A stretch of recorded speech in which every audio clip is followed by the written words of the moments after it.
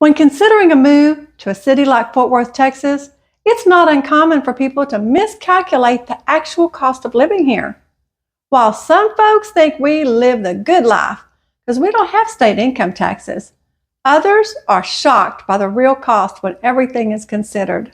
From housing and utilities to transportation and groceries, let's dive into how Fort Worth stacks up against national averages. So let's start with the biggest piece of the puzzle, housing. When we talk about the cost of living, housing is almost always the largest factor, and Fort Worth offers a pretty diverse landscape. Hi, I'm Cherie Bell, home sale pro with Ultima Real Estate. As a native Fort Worthian, I'm here to give you the inside scoop about the real cost of living in Fort Worth. For renters in 2026, the overall average for a one-bedroom apartment is hovering around $1,400 to $1,600, while two bedrooms range between $1,800 and $2,200.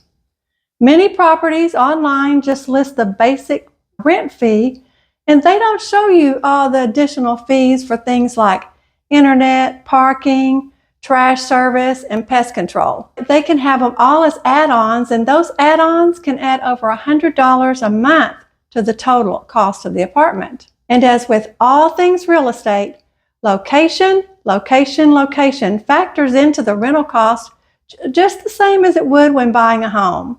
So the cost varies greatly depending on the neighborhood. If you're looking to buy, the median home price in Fort Worth has been steadily increasing. In some areas, you can find a nice single-family home from somewhere around $300,000 to $350,000, but the median price is somewhere between $370,000 and $400,000. This is still quite competitive compared to other major cities like Dallas or Austin, but it's a significant jump here for just a few years. And while home prices may seem low, depending upon where you are living right now, homeowners insurance in Texas is among the highest in the United States. Considering our area here in north central Texas is prone to severe weather, our rates reflect the large number of weather-related claims that the insurance companies anticipate, plus the rising cost of materials and labor to repair and, if necessary, rebuild homes. A standard policy here runs between $3,200 and $4,900 a year, according to Money Wallet, which is nearly double the national average. As of October 2025, Texas homeowners pay an average annual insurance premium of $4,100 for a policy with a mere $300,000 in coverage for Texas United Mortgage. You know what they say about Texas, everything is bigger here, and that goes for taxes as well. Texas has one of the highest property tax rates in the nation, and we consistently rank among the top 5 to 10 states. School districts, city and county taxes, plus other smaller entities, they all have tax rates that get added together for a total rate that goes with each property. Now, property tax rates here start around 2%, and they can go as high as 3.5% of the home's value. For example, on a property assessed at $350,000, at the lower 2% tax rate, the property taxes would run about $7,000 a year.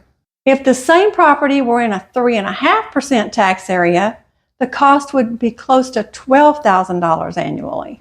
Now, we do have homestead exemptions that reduce the taxable portion of the value for homeowners, seniors, and disabled veterans.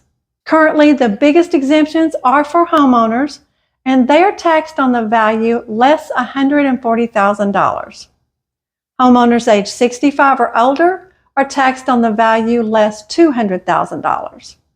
So for a quick example, a $350,000 home would be taxed on $210,000, not the full $350,000. The senior homeowner would be taxed on $150,000 value. Homeowners who are disabled veterans receive an additional exemption from 10 to 100%, and we are very grateful for their service. While all exemptions help offset the cost of property taxes, when property is reassessed here in Texas, the value almost always increases. While it feels good for investments to grow in value, the immediate bill that comes with that can be significant. My advice, don't think the mortgage payment or rental contract that you sign is going to stay the same every year. If you get a fixed rate mortgage loan, the principal and interest will stay the same, but taxes and insurance increase over time. Calculate the full monthly housing expense, including taxes and insurance, and prepare in advance for the taxes and insurance portion to rise annually here in Texas. Then we go beyond housing. Utilities are another significant component of everyone's budget. In Fort Worth, our average utility cost for a typical 1,500 square foot home can range between $200 and $350 per month. And that depends upon the usage and the time of year. Primary utilities are electricity, water, trash, and natural gas. Now in the summer months, which often start in June and last all the way through September, the electric and water bills, they can double in cost. So you want to be prepared for that. Our internet services typically run $60 to $80 a month for just basic service. If you've got to go with one of the satellite service providers, then you're looking at around $125 to $150 a month. Now let's talk about groceries for a minute. Fort Worth's grocery prices, they're generally comparable to the national average, and data proves that food costs have increased over the last 5 years. Price Trends report a household of 2 can fill a cart for roughly $550 a month if they stick to the big box chains, while organic leading families report costs closer to $780 a month. Of course, a great deal of the monthly expense depends upon household size and food choices, as it does the stores themselves when determining your monthly budget. Now, we have Costco and Sam's here, where bulk purchases often mean savings, and we have H-E-B, Aldi, and Winco for those routine shopping trips with smaller quantities. They also have great prices. Texas data shows the average household spends between $180 and $250 a week. If you tend to shop at budget-friendly stores, a family of 4 on a budget spends $130 to $175 a week. So the bottom line in grocery costs are all over the board. How much groceries cost depends on every household. The good news is we have lots of options here in Fort Worth. But hey, what do you do if the options are not right there in your neighborhood? Well, when it comes to getting around here, you gotta know Fort Worth is a car-centric city, okay? So transportation costs are a crucial consideration. Most residents here rely on personal vehicles, which means factoring in the cost of the vehicle, gas, registration, insurance, and vehicle maintenance. And gas prices, we know they fluctuate, but you can expect to spend at least $150 to $250 a month on fuel if you have a typical commute. And it's really hard to guess exactly what that would mean.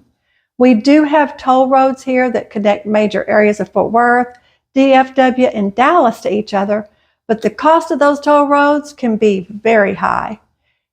Factor in $100 to $250 a month if you would have reason to travel on the toll roads very often. And just like homeowners insurance, auto insurance rates in Texas can be a bit higher than the national average. So budget around $150 to $200 a month per car.